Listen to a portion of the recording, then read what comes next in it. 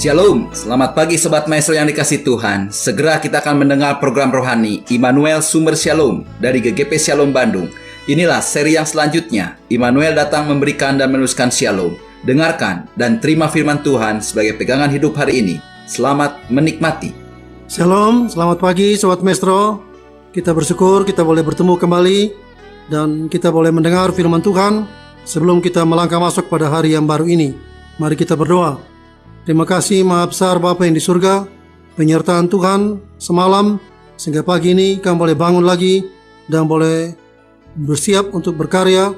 Dan terima kasih ada kesempatan buat mendengar firman Tuhan. Mari Tuhan rendahkan hati kami, sederhanakan iman kami, arahkan kami dengan firman Tuhan. Dalam nama Tuhan Yesus Kristus. Haleluya. Amin. Firman Tuhan pada pagi hari ini akan disampaikan oleh Bapak Pendeta Susanto Wibowo. Shalom, saudara kasih Tuhan. 1 Korintus 15 ayat yang ke-57. Tetapi syukur kepada Allah yang telah memberikan kepada kita kemenangan oleh Yesus Kristus Tuhan kita. Karena itu, saudara-saudaraku yang kekasih, berdirilah teguh, jangan goyah, dan giatlah selalu dalam pekerjaan Tuhan. Sebab kamu tahu bahwa dalam persekutuan dengan Tuhan, jerih payahmu tidak sia-sia. Persekutuan dengan Tuhan, jerih payahmu tidak sia-sia. Kenapa kita harus bersekutu? Karena saudara, tidak akan menjadi sia-sia persekutuan dengan Tuhan. Kapan kita tahu bahwa Dia tinggal di dalam kita? Firman-Nya berkata dalam Yohanes 14 ayat 20. Pada waktu itulah kamu akan tahu bahwa aku di dalam Bapa, kamu di dalam aku, dan aku di dalam kamu. Jadi Tuhan itu sudah tinggal dalam kita. Oleh sebab itu kita harus menghargai, menghormati, dan belajar untuk tunduk dan taat kepada Tuhan. Tuhan yang kita sembah yang tinggal dalam kehidupan kita, Dia adalah Tuhan yang kudus, Tuhan yang benar. Oleh sebab itu kita harus belajar hidup kudus dan kita hidup benar di dalam kebenarannya. Saudara yang kasih Tuhan, jadi saya katakan tadi, kita ini ada di dalam satu situasi kondisi yang saya katakan VUCA. Ya, VUCA itu singkatan dari volatile, uncertain, complexity, dan ambiguity. Kita semua dihadapkan dengan ketidakpastian dan ketidakjelasan. Ya, situasi kondisi ini, sekarang pandemik, orang bertanya kapan akan berakhir. Kelihatannya pandemik ini tidak akan pernah berakhir. Dan pandemik akan menemani kita selama kita ada hidup di muka bumi ini. Seperti halnya virus flu ya. Jadi saudara yang kasih Tuhan, bagian kita adalah jaga imun kita. Nah, dalam rohani kita juga harus jaga iman kita. Nah, saudara yang kasih Tuhan, tapi kita bersyukur di kondisi yang VUCA, volatile, uncertain, complex, and ambigu ini.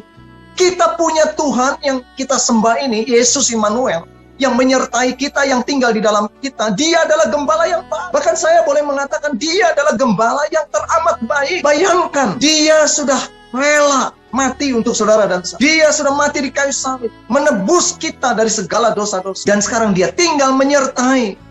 Dia untuk apa? Melindungi kita, menuntun kita, membimbing kita, mengarahkan kita. Oh, kalau begitu, apakah orang Kristen di dalam dunia hidupnya akan tidak punya masalah? Nah, ini yang menjadi satu hal yang perlu kita renungkan. Coba kita buka ya. Saya ingin kita merenungkan apa yang dikatakan oleh Daud waktu itu ya, pemazmur. Sekalipun aku berjalan dalam lembah kekelaman atau lembah maut ya yang gelap, aku tidak takut bahaya karena Tuhan besertaku. Ini menarik. Saudara perhatikan kalimatnya. Sekalipun aku berjalan, itu walk through, not indwelling, bukan tinggal, bukan stay, tapi walk through, berjalan dalam. Jadi kalau Tuhan izinkan ada satu pergumulan, saudara percaya, Tuhan beserta dan tidak untuk selamanya. Karena Tuhan sudah persiapkan, di sana ada rumput hijau, ya, ada air yang tenang, dan saudara yang kasih Tuhan, pada saat saudara mengandalkan gembala yang baik dan bimbingan dan tuntunan dari Tuhan, tuntunan dari Roh Kudus, hidup saudara akan mengalami ketenangan. Kalau tidak, saudara akan stres. Ya, dalam Amsal pasal yang ketiga ayat 5 dan 6 bahasa sehari-hari berkata begini. Kalau kamu mempercayakan hidupmu kepada Tuhan dengan sungguh-sungguh sepenuhnya, maka Tuhan akan memimpin engkau dan memahkotai usaha-usahamu, pekerjaan-pekerjaanmu dengan keberhasilan. Amin. Jadi Tuhan akan menuntun kita, membimbing kita di tengah VUCA, di tengah uncertain, di tengah kompleksiti, masalahnya kompleks, di tengah ketidakjelasan. Tapi kita bersyukur, kita punya Tuhan adalah gembala yang baik. Oleh sebab itu kenapa kita harus terkoneksi? Karena Dia selalu menjaga, membimbing sebagai gembala yang sangat baik. Jadi itulah beberapa alasan kenapa kita harus terkonek dengan Dia. Bukan itu saja, saudara yang kasih Tuhan. Dia itu kepala. Kolose 2:19 itu jelas sekali, ya. Sedang ia tidak berpegang teguh kepada kepala, dari mana seluruh tubuh yang ditunjang dan diikat menjadi satu oleh urat-urat atau otot-otot dan sendi-sendi menerima pertumbuhan ilahi. Dalam bahasa sehari-harinya lebih keren, ya. Tetapi mereka tidak dihubungkan, tidak terhubung, tidak terkoneksi. Nah ini. Jadi kalau saudara dan saya tidak terkoneksi dengan kepala yang akan menggerakkan kita, yang akan memerintahkan kita, maka tubuh-tubuh ini menjadi mati. Nah, kenapa kita harus terkonek dengan Dia? Supaya kita hidup, otot-otot kita, sendi-sendi kita hidup, kita akan kuat. Kita mendapat kekuatan dari Allah. Jadi saudara yang kasih Tuhan, itulah kenapa kita harus terus koneksi dengan Tuhan. Dan bukan itu saja, Dia juga adalah pengharapan kita, ya. Pengharapan kita, dan kita meletakkan pengharapan kepada Tuhan. Dan kalau kita meletakkan pengharapan kita kepada Tuhan, percaya, sekalipun kau dihadapkan dengan pergumulan, ya, bulu yang patah terkulai tidak akan diputuskan, sumbu yang pudar nyalanya tidak akan dipadamkan. Artinya apa? Tuhan akan selalu memberikan pengharapan berikut. Dia sebagai sumber segala pengharapan. Firman-Nya katakan Roma 15:13, semoga Allah sumber pengharapan memenuhi kamu dengan segala sukacita, damai sejahtera dalam iman kamu, supaya oleh kekuatan Roh Kudus kamu berlimpah-limpah dalam pengharapan. Jadi, saudara yang kasih Tuhan, itulah kenapa alasannya kita harus stay connected with Jesus, atau ever connected to Jesus Immanuel. Nah, kalau begitu, sekarang bagaimana? Sekarang setelah kita mengerti, kita tahu mengapa kita harus koneksi dengan Tuhan yang adalah Allah yang begitu luar biasa. Dia adalah kehidupan. Tanpa Dia kita tidak hidup. Nah, sekarang bagaimana kita harus terkoneksinya? Tidak ada cara lain, saudara yang kasih Tuhan. Kita harus hidup di dalam Dia. Kita harus hidup di dalam Dia. Kolose 2:6 dikatakan apa? Hidupmu tetap di dalam Dia. Jadi kita harus tetap terkoneksi dengan cara apa? Dengan kalau kita hidup di dalam Dia. Dan saudara tahu, kalau orang yang hidup di dalam Dia, firman-Nya berkata, jadi siapa yang di dalam Kristus, dia adalah ciptaan baru, yang lama sudah berlalu dan yang baru sudah datang. Nah, ini menarik. Jadi, saudara yang kasih, akan terjadi namanya perubahan. Orang yang tinggal di dalam Dia bukan saja memperoleh kehidupan, tetapi dia akan mengalami perubahan atau transform. Perubahan yang permanen, perubahan yang konsisten. Perubahan apa? Diawali dengan pola pikir, sikap hati, artinya karakter. Perubahan karakter karena kita nempel sama Tuhan, karena kita stay connected, kita terus terkoneksi dengan Tuhan, maka kita akan karakter kita akan terus semakin lama semakin mirip dengan Kristus. Nah, akan menjadi serupa dengan Kristus. Jadi kalau saudara baca ayat berikutnya dalam Kolose 2 ayat yang ke-7, pertama, hidupmu tinggal di dalam Dia, berakar di dalam Dia. Kalau berakar berarti saudara nempel, bukan saja nempel, saudara terus akan menyedot. Itu namanya vitamin, protein, dan Anda akan bertumbuh. Dan pada akhirnya orang yang di dalam Kristus akan berbuah. Sebab barang siapa di dalam aku, ranting-ranting yang nempel kepada pokok, dia akan berbuah banyak. Tapi di luar aku, kamu tidak dapat berbuat apa-apa. Nah, jadi clear, supaya kita terus terkoneksi, yaitu kita harus hidup di dalam Dia. Seperti ranting kepada pokok. Kalau ranting lepas dari pokok, ranting itu akan mati, kering. dan akhirnya akan dibakar. Saudara dan saya tidak akan menjadi arti hidup ini kalau tanpa connect dengan Dia. Ya, jadi kehilangan koneksi internet itu akan sebentar bisa kita koneksi lagi dan bisa kita sambung lagi. Tapi kalau saudara kehilangan koneksi dengan Tuhan, saudara akan kehilangan segala-galanya. Jadi saudara yang kasih Tuhan, hiduplah di dalam Kristus. Yang kedua, bagaimana supaya kita terus terkoneksi dengan Dia? Hidup dalam persekutuan dengan Roh Kudus. Hidup dalam persekutuan dengan Tuhan Yesus.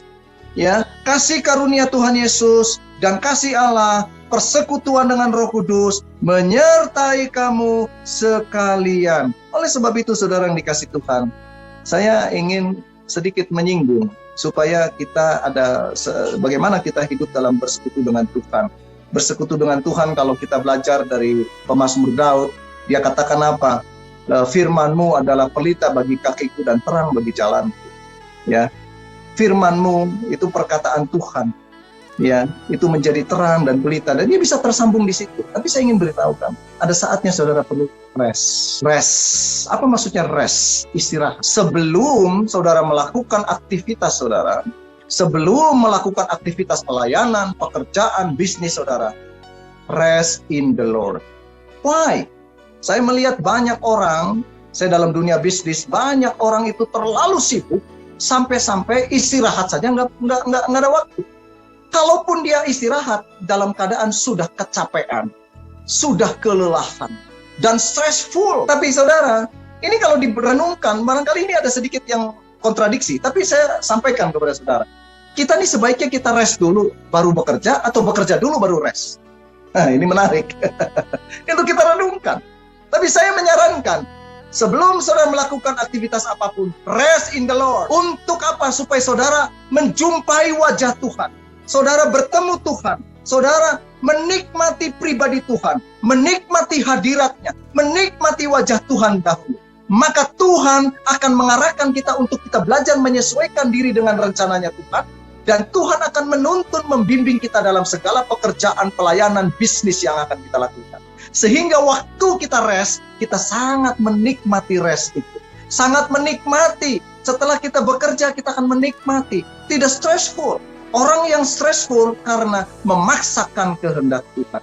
Firman-Nya pernah bilang begini, di dalam Matius itu, marilah kepadaku yang letih lesu dan beban berat. Aku akan memberikan kelegaan kepadamu.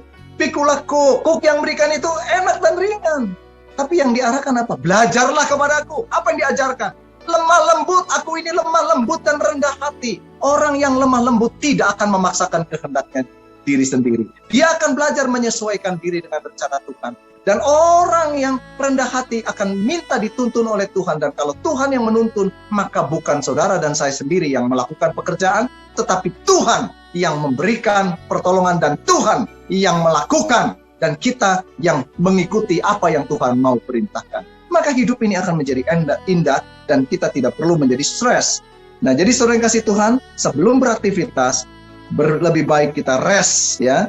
Rest dulu bersama dengan Tuhan supaya kita dapat menikmati Dia, menikmati wajahnya, menikmati hadiratnya, menikmati pribadinya. Jadi jangan sampai setelah bekerja kita kelelahan, kecapean dan istirahat dengan capek. Seperti Tuhan waktu menciptakan langit dan bumi, Dia dan seisinya, ya, seisi dunia ini, Dia beristirahat dan Dia menikmati. Nah, itu. Jadi kalau kita setelah menjalankan pekerjaan, maka kita akan menikmati hasil kerja kita karena sebelumnya kita rest in the Lord. Kita mengerti apa yang Tuhan kehendaki. Yang ketiga, jadi bagaimana kita untuk terus terkoneksi? Saudara yang dikasih Tuhan, kalau saatnya saudara mengalami proses Tuhan, kita harus belajar untuk taat tanpa syarat kepada Tuhan. Apa maksudnya? Saya ingin menjelaskan begini. Ada tiga tingkat iman, ya, 3 level dari iman. Yang pertama itu belief. Apakah cukup dengan belief? Kalau kita sebagai orang Kristen, saya penting percaya kepada Tuhan dan saya mendapat keselamatan. That's enough? No, not enough. Just believe, not enough. Kita harus meningkat dari belief. Karena setan pun percaya kepada Tuhan. Tapi yang kedua adalah to trust God. Bagaimana kita mempercayakan hidup kita sepenuhnya kepada Tuhan. Sehingga kita bisa berkata, to let go. Kita bisa berkata membiarkan. Bahkan kita akan Mempercayakan sepertinya ke dalam tangan Tuhan. Boleh dibuka dalam Daniel 3 ayat 17, 18 di situ ya. Saya akan jelaskan sedikit. Ya, dikatakan begini. Waktu itu Sadrak Mesak Abednego dimasukkan ke dalam dapur api, ya. Dan dia katakan, ya, saya percaya bahwa Tuhan sanggup menolong saya. Tapi sekalipun kalau Tuhan tidak melakukan, aku tetap akan percaya dia. We still trust God. Aku tidak akan menyembah Allahmu, dewa-dewamu. Tidak menyembah patung emas itu. Tidak. Sekalipun tidak. Jadi banyak hal terjadi dalam kehidupan kita. Orang Kristen maunya apa yang dia mau Tuhan ikuti. Tapi ada kalanya Tuhan izinkan sesuatu yang tidak sesuai dengan apa yang kita harapkan. Dan pada saat seperti itu, kita belajar untuk to trust God. Bagaimana mempercayakan hidup kita sepenuhnya ke dalam tangan. Ya, sekarang kondisi pandemik. Bagian kita untuk menjaga imun kita. Jangan terlalu banyak berkerumunan. Tapi banyak orang ya, berdoa minta perlindungan Tuhan, tapi kerumunan wae. Berdoa minta dihindarkan dari COVID, tetapi kamana wae, makan di mana wae. Wah, katanya hotel di Bali kermurah. Pergi ke Bali karena diskonnya 90%. Embung saya mah. Jangan saudara. Jadi jangan menantang. Kita harus juga hidup dengan bijaksana. Tuhan akan menghalau segala kutuk, Tuhan menghalau segala hal-hal yang tidak baik. Tetapi kalau saudara sendiri yang mau mendekatkan diri, jangan salahkan Tuhan. Ya, saudara pengen Tuhan jauhkan, tapi saudara terus mendekat dengan pandemik. Apa itu sih? Dekat dengan kerumunan, terus aja makan di luar, terus saja. Jangan. Apalagi dalam situasi kondisi begini, alangkah bijaksananya kalau kita bisa menjaga diri dengan baik. Yang perlu saja kau boleh pergi. Kalau nggak terlalu perlu nggak usah. Ya, kalau memang harus pergi, gunakan protokol kesehatan. Ya, pakai masker double, minum vitamin yang cukup atau makan buah-buahan yang cukup. Ya, jadi percaya Tuhan juga tetap melindungi, tetapi kita pun harus menjaga hidup kita dengan bijaksana. Baru 2 ya tadi, believe and to trust God. Nah, yang ketiga, kalau kita menjadi orang yang menjadi penurut taat tanpa syarat kepada Tuhan, semoga kita trusted by God. Menjadi orang-orang Kristen yang dipercaya oleh Tuhan untuk melayani Tuhan, untuk memuliakan nama Tuhan, untuk menjalani kehidupan dalam kebenarannya. Dan akibatnya apa? Nah, baru terakhir kalau kita sudah tahu, what sekarang? What the result? Apa hasilnya? Orang yang terus terkoneksi dengan Tuhan, orang yang terus bersekutu dengan Tuhan, percaya, kalau engkau terus bersekutu dengan Tuhan, maka engkau akan bertumbuh di dalam Kristus. Bertumbuh di dalam Kristus. Menjadi kuat dan semangat di dalam kebenaran dengan firman yang Tuhan ajarkan. Dan saudara yang kasih Tuhan, pada akhirnya, saudara akan melimpah dengan syukur. Jadi saudara yang dikasih Tuhan, kalau kita terus bersekutu, dan kita akan tumbuh di dalam Kristus, di dalam Kolose 2 ayat yang ke-7, hendaklah kamu berakar di dalam Dia dan dibangun di atas Dia. Hendaklah kamu bertambah teguh dalam iman yang telah diajarkan kepadamu, dan hendaklah hidupmu melimpah dengan syukur. Jadi kalau dalam bahasa sehari-hari berkata begini, berusahalah agar terus-menerus tumbuh di dalam Dia. Jadi saudara dan saya harus mengusahakan. Untuk tumbuh di dalam Kristus itu harus diusahakan. Apa diusahakannya? Kalau pohon saja harus dipupuk, harus disirami, harus digemburkan tanahnya. Jadi saudara yang kasih Tuhan, hasilnya dari sebuah persekutuan tadi, usahanya adalah bagaimana kita bersekutu dan connect terus dengan Tuhan. Nah, hasilnya adalah kita akan bertumbuh dalam Tuhan. Akibatnya saudara dan saya akan menikmati sukacita, damai sejahtera, dan hidup kita akan melimpah dengan syukur. Berikutnya, hasil apa lagi yang kita akan dapatkan? Bukan saja kita menikmati keselamatan, tapi Tuhan berikan kepada kita kesejahteraan, kebahagiaan, sukacita, damai sejahtera. Itu yang Tuhan berikan. Yohanes 10 ayat 10. Tidak boleh dibuka. Jadi pencuri itu datang hanya untuk mencuri, membunuh, dan membinasakan. Tetapi Yesus datang. Nah, ini yang saya akan singgung. Yesus datang supaya kita semua, saudara dan saya, mempunyai hidup dan mempunyainya dalam segala kelimpahan. Itu yang disebut dengan namanya abundant life. Jadi kita akan menikmati itu. Wah, ini banyak hamba Tuhan kalau begini, dan jemaat Tuhan senang sekali mendengar kalau namanya hidup berkelimpahan. Pikirannya kelimpahan, duit. Dalam bahasa Yunani, hidup itu yang Tuhan berikan ini bicara mengenai hidup rohani, bukan hidup jasmani. Hidup jasmani, tubuh ini disebutnya bios. Tetapi dalam konteks ini, hidupnya diartikan sebagai hidup rohani, namanya zoe. Zoe itu adalah hidup, fullness of life. Nah, ini menarik. Jadi Tuhan memberikan kepada kita, kalau kita terus bersekutu dengan Dia, kita akan mendapatkan namanya fullness of life. Hidup yang berkelimpahan, hidup yang berarti, hidup yang bermakna. Keren kan? Jadi kita akan menikmati bukan saja keselamatan yang Tuhan berikan, tetapi selama kita menjalani kehidupan dalam pekerjaan, dalam bisnis, dalam pelayanan, kita akan menikmati sukacita, damai sejahtera, karena Tuhan terus memberikan kepada kita terus kepada kita satu aliran, satu kekuatan, satu dorongan, satu bimbingan, satu tuntunan, supaya pikiran kita kembali mendapatkan jalan yang benar. Pikiran kita menjadi benar, hati kita benar, maka kita akan melakukan untuk kemuliaan Tuhan. Ya, firman-Nya berkata, berbahagialah orang yang tidak menolak aku. Jadi, saudara yang kasih Tuhan, itulah hasil daripada kalau kita terkoneksi dengan Tuhan. Jadi, bukan bios, kelimpahan materi, bukan. Tetapi, zoe. Dan kita percaya, Dia adalah menjadi the best supplier. Ya. Kalau saudara baca firman-Nya, itu jelas sekali. Ya. Dalam Filipi, itu jelas sekali. Tuhan memenuhi segala keperluan kita. Tapi dalam bahasa sehari-hari berkata begini, He will supply all your need. Dia akan mensupply segala keperluan kita. Itu keren banget. Jadi kita bersyukur punya Tuhan yang luar biasa. Nah, kalau kita memang terkoneksi dengan Tuhan, ever connected to Jesus Emmanuel, maka saudara harus ever disconnected to the power of darkness. Jangan saudara berhubungan Tuhan, tapi saudara juga nanti berhubungan dengan kuasa kegelapan. Maka kalau kita terkoneksi dengan Tuhan, kuasa kegelapan tidak akan menyerang kita. Dia akan terus menggoda kita. Nah, di dalam Efesus itu kan jelas tuh, ya. Dalam Efesus itu saya akan bacakan sedikit ya, dalam Efesus 2. Dia katakan begini, kenakanlah seluruh perlengkapan senjata Allah supaya kamu dapat bertahan melawan tipu muslihat itu. Be careful, ya. Dia hanya bisa menipu, ayo terus. Nah, kalau kita tidak terkoneksi dengan Dia, maka kita akan mudah terbawa oleh tipuan Dia, karena Dia adalah penipu ulung. Maka firman-Nya berkata, kenakan perlengkapan senjata Allah.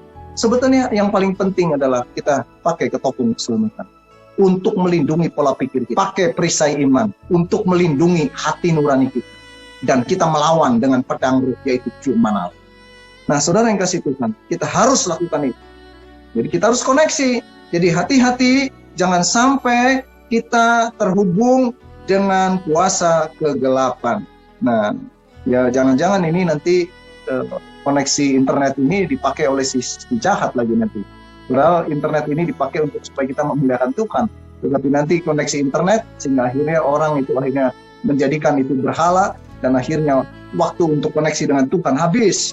Ya, dan percaya kalau orang yang terus terkoneksi dengan Tuhan, dia akan diberikan keberhasilan di dalam menjalankan misi yang Tuhan berikan. Ya, saudara yang kasih Tuhan, pegang terus, lakukan, karena setiap orang yang dijadikan di muka bumi ini seperti saudara dan saya, pasti Tuhan punya misi dalam pekerjaanmu, dalam pelayananmu, dalam rumah tanggamu, dalam bisnismu. Pasti Tuhan punya misi, ya. Oleh sebab itu, kita harus belajar menyesuaikan diri dengan rencana Tuhan, supaya kita mengerti apa yang menjadi kehendak Tuhan. Dan percaya, Tuhan akan menyertai itu. Dan pada akhirnya, kalau orang terus terkoneksi dengan Tuhan, kalau Dia datang, nanti kita akan dijemput oleh Tuhan. Dan kita akan punya rumah, disediakan oleh Bapa di surga. Kita punya kekekalan. Itulah yang membedakan orang Kristen yang percaya Kristus dan orang yang di luar Kristus. Karena sekali lagi, Dialah jalan, kebenaran, dan hidup. Saudara tetap berpegang dan terkoneksi dengan Dia, maka jaminan keselamatan yang diberikan buat saudara. Tuhan Yesus memberkati. Mari kita berdoa. Terima kasih Maha Besar Bapa yang di surga, Tuhan telah berbicara, Tuhan telah berfirman. Biarlah Tuhan juga yang menyempurnakan, meneguhkan dan membenarkan setiap firman yang telah kami dengar pada pagi hari ini. Dan Tuhan sendiri juga yang memimpin kami dalam seluruh kegiatan kami pada hari ini. Tuhan memberkati semua yang telah mendengar pada pagi hari ini. Yang sakit Tuhan sembuhkan, yang lemah Tuhan kuatkan, yang ragu-ragu Tuhan mantapkan.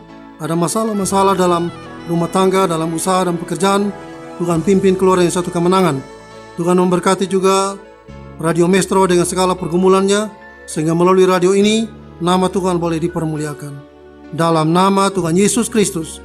Haleluya. Amin. Kita telah mendengarkan firman Tuhan yang berkuasa, meneguhkan, menyegarkan, bahkan memulihkan kita. Kalau saudara ingin pelayanan konsultasi lebih lanjut, saudara bisa menghubungi GGP Shalom, Jalan Semar nomor 36 Bandung, telepon 6012-604. Saudara-saudara yang belum mengambil keputusan di mana saudara akan hidup berjemaat, saudara dan keluarga bisa berbakti bersama kami pada hari Minggu, jam 7, jam 9 pagi, dan setengah 5 sore. Kami mengundang dan menanti saudara sampai bertemu kembali pada waktu dan gelombang yang sama. Tuhan memberkati.